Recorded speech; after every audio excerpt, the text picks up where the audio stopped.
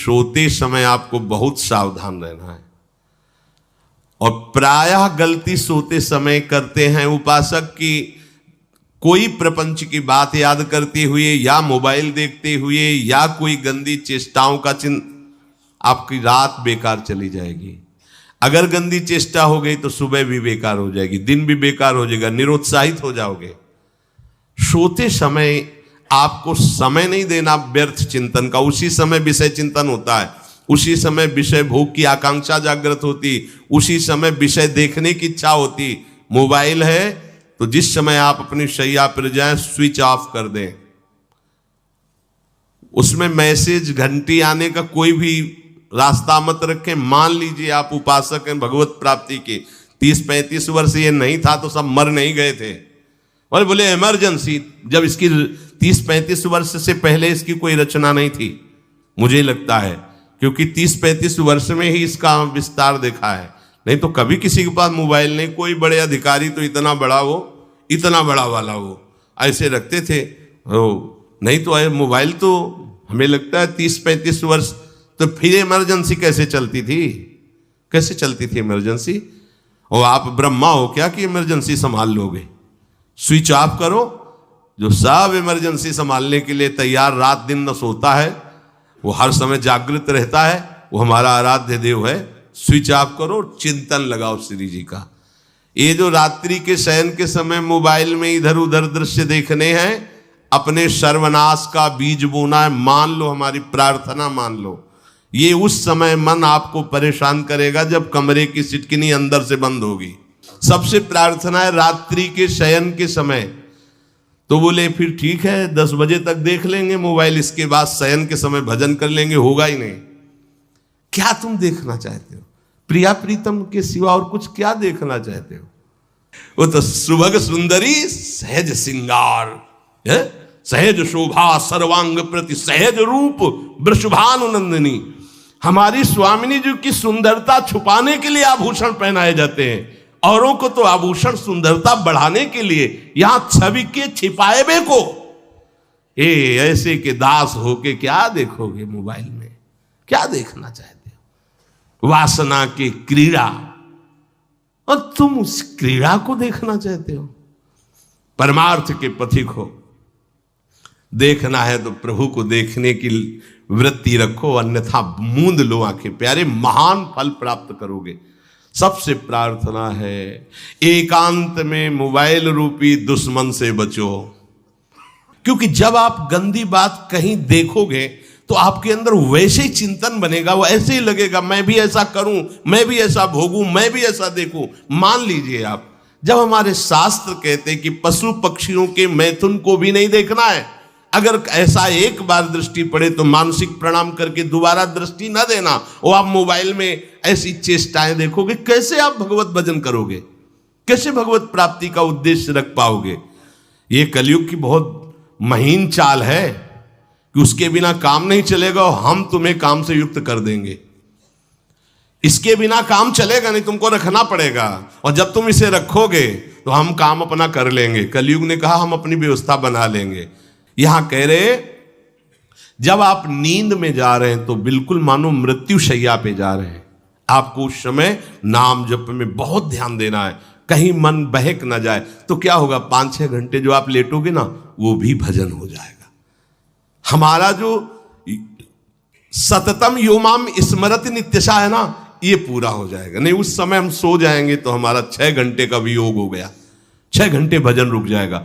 और ये 100% पक्की बात अनुभव की कहते हैं, यदि सोते हुए भजन करोगे तो जगते। कई बार तो पकड़ा है कि अगर आधे पद में बेशुद्ध हो गए तो वो पद पूरा जगते ही शुरू हो गया है। मतलब बीच में स्थिति भागवती की रही। जैसे बेहोश करते समय हमने कहा था जब ऑपरेशन के हमें बता देना, तो उनका बाबा अब इंजेक्शन लगाने वाले हैं, तो वो 1 मिनट हमें केवल दीजिए, अपनी चित्तवृत्ति। तो जब होश आया तो वही पहले चिंतन चल रहा था, वही चिंतन। जैसे सोने के समय बेहोश हुए तो जगने के समय वही चिंतन, ऐसे ही इंजेक्शन से जब बेहोश हुए और जब होश आया तो वही चिंतन चल। बहुत बड़ा चमत्कार अभ्यास का है। नींद खुले तब से लेकर गाढ़ नींद आने तक स्मरण में कभी रुकना नहीं। और आपको एक छूट दे रहे हैं। कभी कभी क्या होता है कि एक मंत्र में, एक नाम में जैसे बहुत देर अभ्यास करते हैं तो मन उबने लगता है। इसका स्वभाव है, ये अनुभव की बातें कहते हैं। इसका स्वभाव है नवम नवम, नहीं तो ये मतलब, तो इसको हम लोगों ने कैसे फंसाया है। जैसे गुरु मंत्र जप रहे हैं, अब 2-3 घंटे लगातार गुरु मंत्र जप, अब इसको उबन बढ़ी, अब ये छोड़ रहा है, बीच बीच में पता चलता है छोड़ना चाहता है, छोड़ रहा है, तुरंत इसको नाम में फंसाया। अब थोड़ी देर नाम में चला, फिर उब रहा है, बहुत विचित्र है ये, अब उसको फंसा दिया। उस पीछे की बात अभ्यास के समय, नमामि शमीशान निर्वाण रूपम विभुम व्यापकम ब्रह्मवेद स्वरूपम। चिंतन, पदगान कर रहे, ये भगवान शिव पदगान कर रहे हैं और उसका चिंतन, निर्वाण रूपम विभुम व्यापकम ब्रह्मवेद स्वरूपम। अब अपने यहां अवसर है, सुंदर सुंदर कोई पद गुरु मंत्र जब करते हुए मन जब उमने लगे, राधा वल्लभ श्री हरिवंश, राधा वल्लभ श्री हरिवंश, राधा वल्लभ श्री हरिवंश, इसमें भी उमने लगे, शुरू कर, जोई जोई प्यारो करे सोई मोही भावे, भावे मोही जोई, इसमें भी उबले लगे। सुधा निधि का कोई एक लाइन ले लो, ब्रह्मेश्वरादि सुदुरूह पदारविंद श्रीमत् पराग परमाद्भुत वैभव, ब्रह्मेश्वरादि सुदुरूह छोड़ना नहीं है, तू भाग में नवम नवम दे रहा हूं, नवम नवम। इसको फंसाने के लिए आपके पास अस्त्र हो, जैसे यहां चाकू, यहां पिस्तौल, तलवार, ये वो सब बिल्कुल वीर सजा रहता है, ऐसे ही अपने लोग सजे रहते। छोटा राधा, अब एकदम चिपक गया है आके तो कैसे मारे, तो छोटी चाकू है ना, वैसे राधा राधा राधा, थोड़ा दूरी राधा वल्लभ श्री हरिवंश, थोड़ा और दूरी गुरु मंत्र, बड़े बड़े अस्त्र अपने पास रख ले। बहुत भाग रहा है तो फंसा दिया, प्रथम यथावति प्रणव श्री, अब लग पूरा पदगा, पूरा पदगा उसमें लग, प्रथम यथामति प्रणव। भोजन पाते समय ऐसा अभ्यास किया है, 1 घंटा के पहले भोजन नहीं होता, चाहे 2 रोटी पाना हो, समय लगता है भोजन, आराम, एक एक नाम, एक एक, कुछ भी हल्ला मचाओ, कोई फर्क नहीं पड़ेगा, अपना चलेगा। अभ्यास स्नान के समय, भोजन के समय, किसी क्रिया के करते समय, किसी से बात करते समय, सोते समय, ये विशेष स्थान जहां में सावधान रहना है। यहां भजन छूटता है, ध्यान देना, यही भजन छूटता है। चलते समय, क्रियावान होते समय, प्रसाद पाते समय या किसी से बतराते समय, ये सब भजन के छूटने के स्थान है और यहीं पकड़ना है भजन को। जब आपको बिल्कुल न लगे तो मानसिक सब बंद कर दो और गुनगुनाने लगो। जो धुनी आपको अच्छी लगे उसी में नाम, कोई नाम लेके, संसार का चिंतन न होने पावे, चाहे जो कुछ तुम जहां तुम्हारा मन आवे, गंगावरी गोदावरी, कुछ भी, भागवतिक चिंतन के सिवा संसार के चिंतन न होने पाए। पहले ऐसे अनन्य बनो, फिर बाद में अनन्यता आती, रसना कटो जो अनरट। हाँ भी विषय चिंतन कर रहे हैं, प्रपंच कर रहे हैं, बोले रसना कटो जो अनरटो, और नहीं बोल सकते, प्रपंच बोलेंगे बस, रसना कटो, ये शब्द वहां नहीं आते। पहले हम आपको छूट देते, भक्त चरित्र, भगवान की चरित्र, नाम, कीर्तन, मंत्र, जो भी चाहो, संसार का चिंतन मत होने देना, पहले ये पकड़ो, फिर आगे चल करके जब पवित्र हृदय होगा तब ये निष्ठा आती, रसना कटो जो अन रटो, निरखियन फुटो नयन। मान लो संसार का चिंतन नहीं करने देना है इसको, आप जैसे बने वैसे करो भागवतिक चिंतन, कोई नाम ले लो, कोई मंत्र ले लो, तुम्हें जो प्रिय लगे, हम छूट देते हैं। ये नहीं करे कि रसना कटो जो अन रटो, ये बाद की बात है, हमें पहले इसका संसार चिंतन रोकना है। कैसे छूटेगा, कैसे छूटेगा, हमें यह पकड़ना है। नहीं तो निष्ठा की बात, जो हरि नाम जगत त्रिशिरोमणि वंश बिना कबहू, हरिवंश बोलेंगे नहीं, हरि बोलना नहीं है, हरि बोलना नहीं, क्योंकि जो हरि नाम जगत त्रिशिरोमणि वंश बिना, हरिवंश बोलना नहीं है क्योंकि प्रपंच में रति। तो क्या करो, जो तुम्हें प्रिय लगे पहले उसे पकड़ो। ये हम अंदर की बात करें, प्रवचन की बात नहीं कह रहे, मन को फंसाना है हमें। राम कृष्ण हरि जहां लगे इसको लगा पहले, पहले इसको फंसाओ, संसार का चिंतन न होने दे।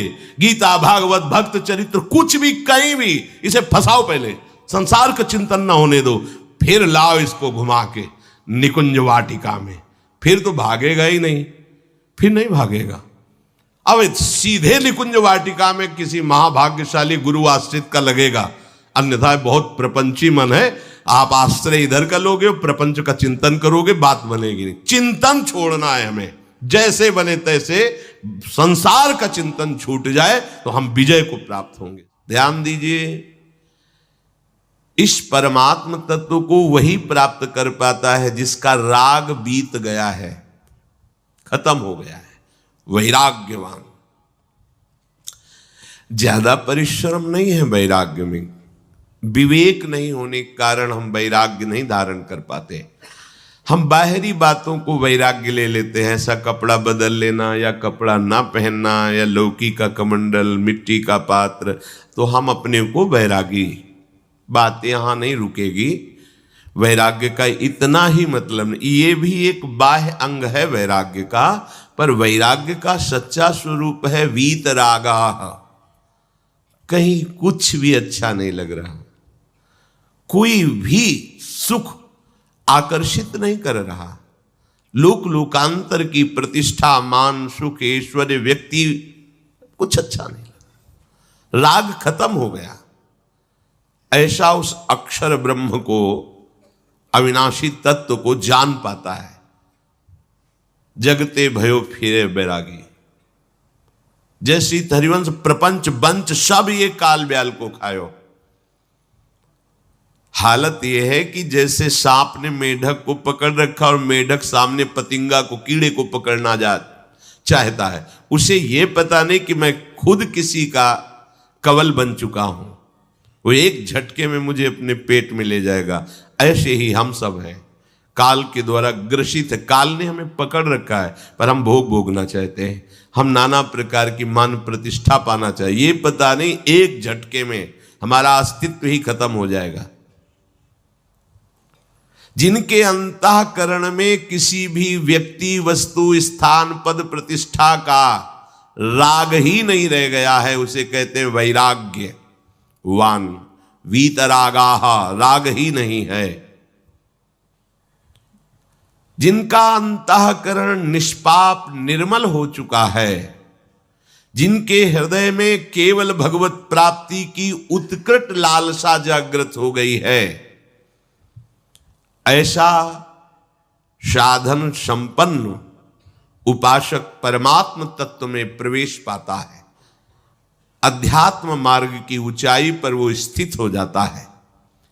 यदि छंतु ब्रह्मचर्यम चरंती, जिनकी इच्छा एकमात्र भगवत प्राप्ति की है, यदि छंतो, तो उनको क्या करना होगा? ब्रह्मचर्यम चरंती, ब्रह्मचर्य का पालन करना होगा। प्रत्येक इंद्रियों का निर्विषय हो जाना वास्तविक ब्रह्मचर्य है। केवल जनेंद्रिय से ही ब्रह्मचर्य को नहीं लेते, हमारी प्रत्येक इंद्रिय भोगों से रहित होकर भगवत अनुराग में, नेत्र प्रभु को देखना चाहते हैं, त्वगेंद्री प्रभु को स्पर्श करना चाहती है, घ्राणेंद्री प्रभु के श्री अंग की गंध पाना चाहती है, श्रवणेंद्री प्रभु के वचन सुनना चाहती है। एक एक इंद्रिय अपने प्रभु में लग गई, अंतर्मुख हो गई, बाहर विषयों का त्याग हो गया, इसे ब्रह्मचर्य कहते हैं। पर प्रारंभिक ब्रह्मचर्य में जनेंद्रिय का ब्रह्मचर्य अत्यंत आवश्यक है। यदि जनेंद्रिय जन्य व्यभिचार दोष से युक्त है तो कदापि उसे भगवत प्राप्ति नहीं हो सकती। शुभ गति व्यभिचारी शुभ गति चाहे असंभव। और भगवत मार्ग में सबसे बड़ा दुश्मन यही व्यभिचार दोष है, काम। इसी से हमारा हृदय मलिन होता रहता है, अंधा बटे और बड़ा चबाए वाली दशा रहती है। कहते हमें 50 वर्ष हो गए, अरे 50 जन्म हो जाए, तुम व्यभिचार करो, गंदी बातें करो, गंदे चिंतन करो, सो समय व्यतीत करें, अनंत जन्म व्यतीत हो गए, भगवत प्राप्ति हुई क्या? 50 वर्ष से भगवत प्राप्ति हो जाएगी क्या? 5 मिनट काफी है भगवत प्राप्ति में। एक बार नाम काफी है। वो स्थिति तो लाओ। बार बार बहिर्मुख वृत्तियों के द्वारा विषयों में सुख बुद्धि कर लेने से हमारा सारा का सारा अध्यात्म चिंतन बदलता रहता है, इसलिए लाभ नहीं मिल पाता, एक रस चिंतन नहीं रह पाता। बार बार विक्षेपी विषय करते रहते हो, हम सहते रहते हैं और भोगते रहते हैं। एक बार तो हिम्मत करके उठो। अवलो नशानी अब ना नशई हो, एक बार तो दृढ़ बनो। बस मन के अनुकूल चलने की बात को तुम्हें रोकना होगा, तभी तुम्हारे अंदर यदि क्षण तो ऐसी इच्छा जागृत होगी। पक्का पक्का ऐसा ही है। जब हम किसी विषय के वेग को सहते हैं, विषय नहीं भोगते, तो मन बहुत जलाता है। उस जलन में फिर एक ही बात होती है, बस भगवत प्राप्ति हो जाए, झंझट खत्म हो जाए। कब तक हम इसमें चलेंगे? एक बार भगवत, वो जलन हमको भगवत प्राप्ति की इच्छा प्रकट करती है। अपने लोग क्या करते हैं? जलन को मिटाने की कोशिश करने लगते हैं, तो भगवत प्राप्ति की इच्छा क्या, भोग प्राप्ति की तृष्णा जागृत हो जाती है। भोगे हुए भोगों को बार बार भोगने की इच्छा का नाम तृष्णा है। बाहर और भीतर से कोई सहयोगी नहीं, जल रहा है उपासक, तब रास्ता निकलता है भगवत प्राप्ति का, तब इच्छा प्रकट होती। अब नहीं, बहुत जल लिया, अब तो केवल प्रियाजू के समीप जाना है, अब तो प्रभु के सानिध्य में रहना है, नहीं इन भोगों की जलन में जलना है। पर यहां तक पहुंचने के लिए जलना होगा, तभी लिखा सहित सहित बाढ़ है भगति तास्तिति क्षस्व भारत, क्योंकि आगमा पाइनो अनित्यास, ये नाशवान काम क्रोधादि तुम्हें प्रेरित करेंगे, तुम इनके वेगों को सह जाओ। ये स्थायी नहीं है, आगमा पाइनो है, आने जाने वाले हैं, और ये सहन करने से नष्ट होते हैं, भोगने से बढ़ते हैं। यदि क्षंतो, अगर भगवत प्राप्ति की इच्छा है तो ब्रह्मचर्यम चरंती, ब्रह्मचर्य का पालन करना ही होगा, इसमें कोई गुंजाइश नहीं, क्योंकि आप चल ही नहीं सकते। ध्यान से सुन लो, ये मनोरंजन का मार्ग नहीं है, इसमें मन ही मार तन हारिक वृंदावन में गाज, इसमें मन मारना होगा। प्रायः ये मन को दुलार करने वाले लोग कभी भाग्य से सत्संग में भी आ जाते हैं, कभी श्री विग्रह के दर्शन करने भी मंदिर पहुंच जाते हैं, कभी तीर्थ याटन भी करते हैं, पर इनका कोई लक्ष्य नहीं होता। आज सुन लिया सत्संग, बढ़िया है, लक्ष्य नहीं होता। यहां लक्ष्य वालों की बात हो रही। यदि क्षंतो, यदि तुम्हारी ऐसी इच्छा जागृत हो रही किसी जन्म में भगवत प्राप्ति करनी, तो ब्रह्मचर्यम चरंती,